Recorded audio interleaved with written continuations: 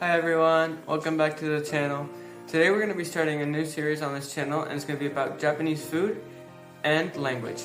And we're going to cover the basic aspects of both of these things. On the cooking side, we'll start with steamed rice, which is what we're going to be doing in this video.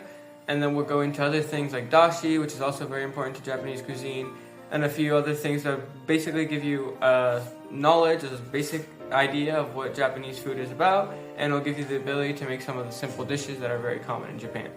And on the language side, we'll start basically the same thing. We'll give you a foundation on Japanese language. We'll go over the Hiragana and Katakana alphabets, which basically enable you to speak all Japanese. It has all Japanese phonetics. And also we'll go into basic particles, basic verb forms, and basic vocabulary, which will give you overall an understanding of the basics of Japanese language and the ability to have a very simple conversation. Now, without further ado, let's get started. Today we're going to be learning how to make steamed rice, and we're going to start learning the Hiragana alphabet. Let's go! Before we start learning Hiragana though, let's briefly go over the history of Japanese language. Japanese language uses three different scripture methods or writing systems: Hiragana, Katakana, and Kanji. But up until the 5th century of the Common Era, it was a strictly oral language that was considered a language isolate, which means that it wasn't a part of any big family of languages like the Indo-European languages or the Sino-Tibetan languages. It was through the cultural interchange that happened with China around the 6th and 7th and 8th centuries of Japan that the Chinese Hanzi, which is what we now know as kanji, were introduced into Japan. Like I said before then, the Japanese language had been strictly oral, and it was this implementation that made the Japanese language starting to have a writing system. At first though, these kanjis didn't exactly fit in with Japanese phonetics or grammar. Even still though, they were used with their original Chinese meaning until, as time went on, they started being adapted into Japanese phonetics. This is why nowadays, when we have a kanji, it almost never has only one reading. Instead, it has multiple. Usually one kunyomi, which is the native Japanese reading, and one onyomi, which is the reading of Japanese origin. It was also around this time that the Hiragana and Katakana alphabets developed. And with the development of these two new writing systems came a social divide in Japan. Hiragana was only used by women, because it was considered a more fluid and beautiful alphabet, and it was used in poetry and literature. And also, women were often excluded from higher education until their knowledge of kanjis were not very good. And so Hiragana was basically their only method to convey oral and written Japanese. On the other hand, Katakana was used only by men, as the forms were more rigid and neat, and they were used for important laboral messages and writing and lawmaking and stuff that was considered more important to be, if we could say it like that. As time went on, however, this social division faded, and then the knowledge of both Hiragana and Katakana and kanji was standard for basically the generic population, and the writing system was the same for everyone. In modern times, the Japanese language has received an infinity of loanwords from Western languages such as English or Dutch, and Hiragana is used for native words that do not have a corresponding kanji, verb endings, or other grammar-related stuff. And Katakana, on the other hand, is used for these loanwords that I've just mentioned, and for onomatopoeias.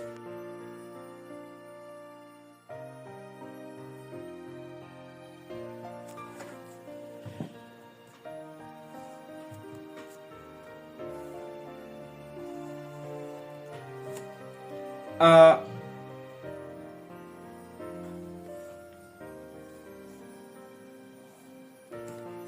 U E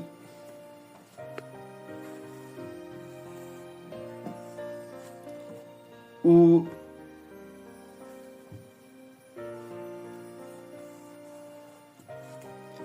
A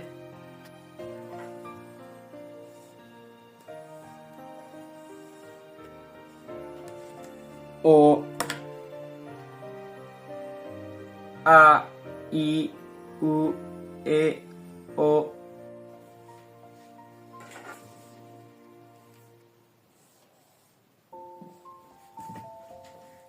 Ka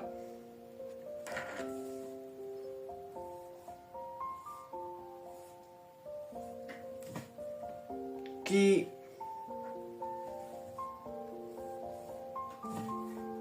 Ku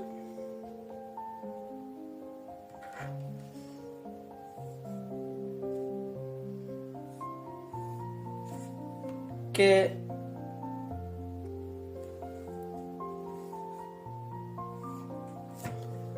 こ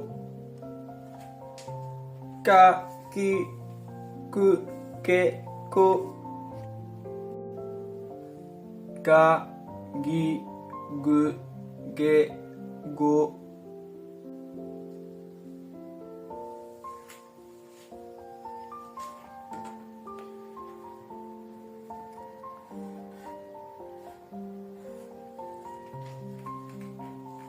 さ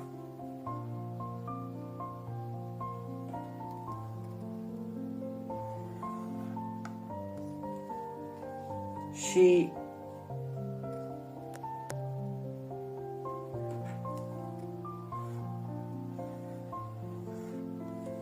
す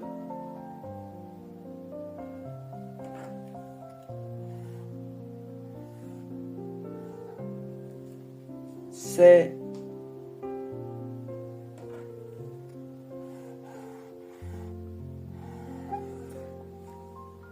そさしすせそざじずぜぞ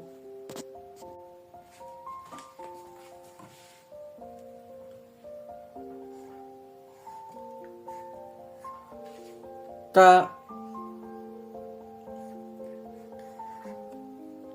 ちつ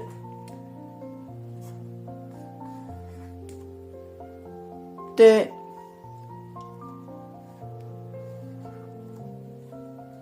とたちつてと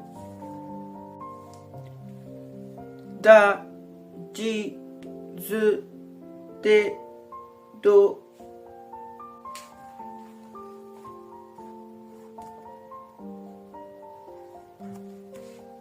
なに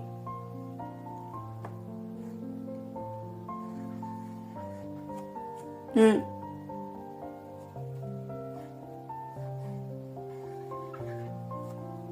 ね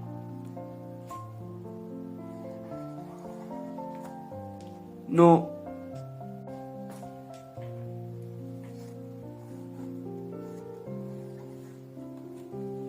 はひ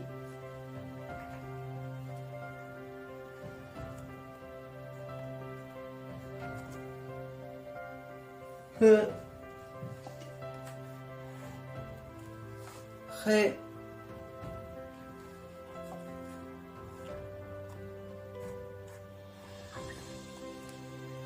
ほはひふへおばびすべぼばびぷべぽ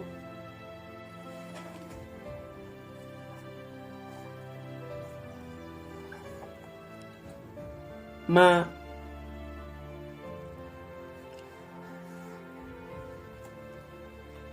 み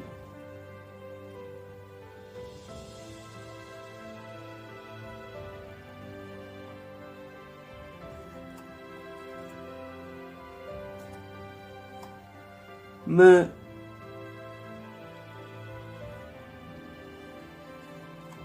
め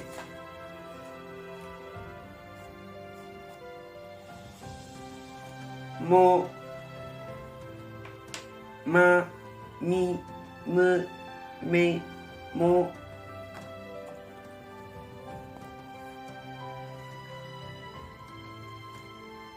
や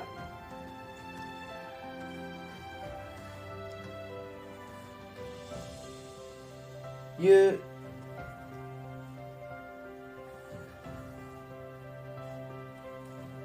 よ These three particles, the ya, y, and yo symbols, can be combined with certain other hiragana symbols. When they are placed in front of them in a smaller form than usual, they create compound sounds, in which the original hiragana symbol, that the sound of that symbol merges with the particle and creates an entirely different sound. For instance, a ki symbol with a small ya particle becomes kya, or with a small yu particle becomes kya, with a small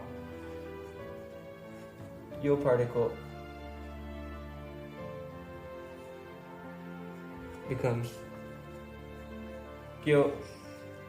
And this happens in many other hiragana symbols, and is very common throughout the language.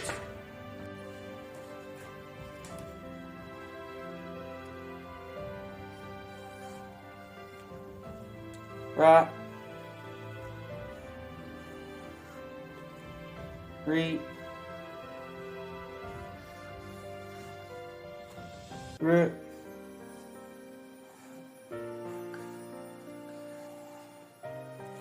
right,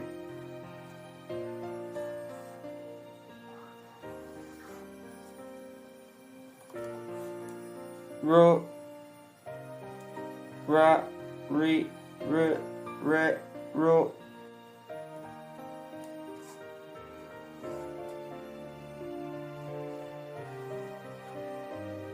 Wa,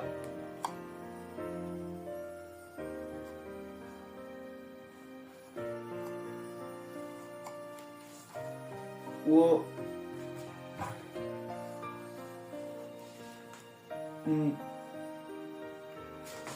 wa, wo, As a final note, just as we had the ya, y, and yo particles that, when placed after another symbol in a small version and changed the sound or created new compound sounds, we now have a new thing, which is the ts symbol in a small form before another symbol, which basically what it does is it emphasizes the first consonantic sound of the symbol it precedes. So here we have the word koka, and we have this symbol preceding a ka, which makes it, instead of just be koka, makes it koka. So it emphasizes that first sound. And this happens also quite often in the hiragana alphabet. So now we officially know all hiragana. What I recommend is for you guys to practice 1 or 2 rows every day just to get it down. And that's it. Right, now that we've initiated our journey in learning Japanese, let's start learning about rice.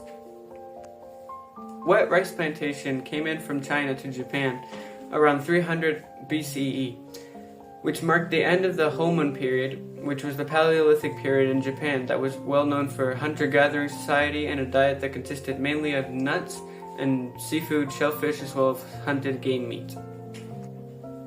The insertion of rice into Japan became the Yayoi period, which went approximately from 300 BCE to 300 Common Era.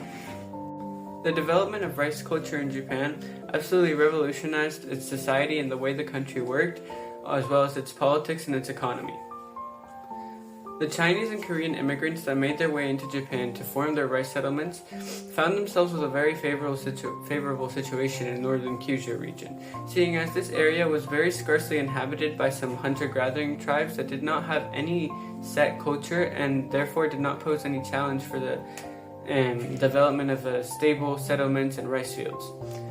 As time went on, the rice culture started expanding eastwards into the Kansai region and what would be modern Tokyo, and it reached a halt in the northern Tohoku region and Hokkaido, seeing as the climate was much less favorable there, and there was cultures that were much more set and posed much more of a challenge for the development of rice.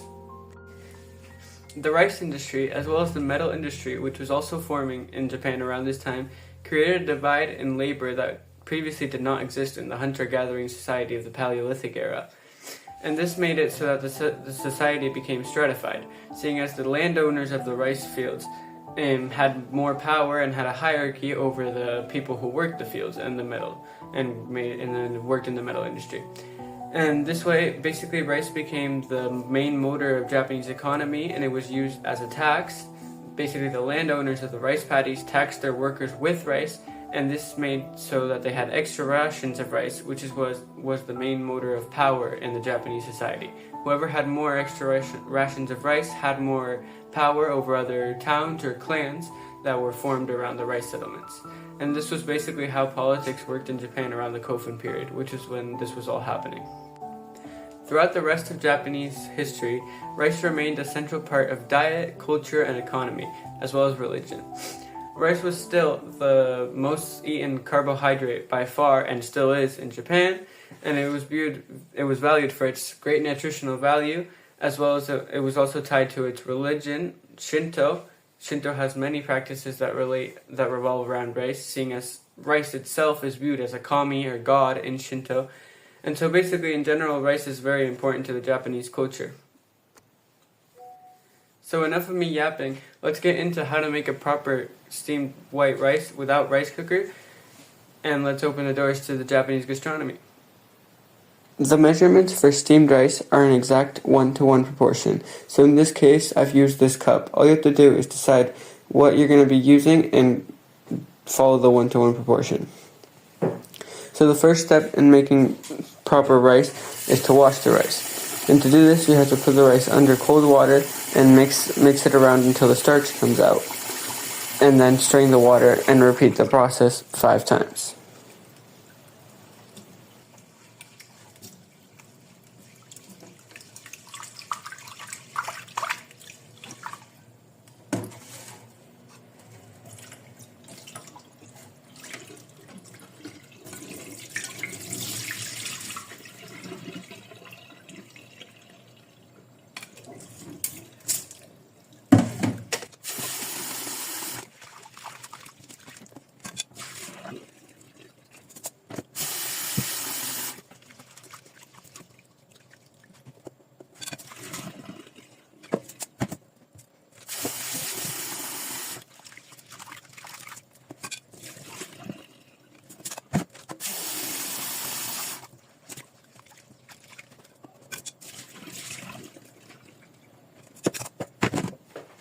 Once you're done washing the rice, transfer the rice to a pot and add the indicated amount of water, as to say, that same proportion that you used for the rice, the same amount of water over it, and just to make sure that it is correct, you can use the finger method, where the water should make it to the first node in your finger. Afterwards, when the rice is under water, you have to let it rest for 20 minutes. After the 20 minutes have passed, turn the heat on to medium-high until the water is almost boiling, and then bring the heat down to medium and cook for 12 minutes.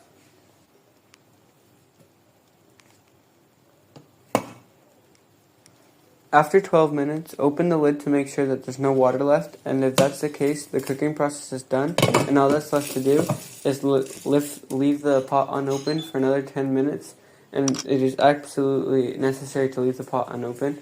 And as you see, I've placed a wet cloth on top of my pot because it has a little opening, and that's bad for the cooking process. After these 10 minutes have passed, your rice will be cooked. As you can see, the texture is quite sticky, but it's also airy and smooth, and it's kind of lumped together, but it's not like a paste at all. We now know the first few symbols of the Hiragana alphabet and how to make some properly cooked steamed rice. Thank you for watching. See you in the next one. Mata ne.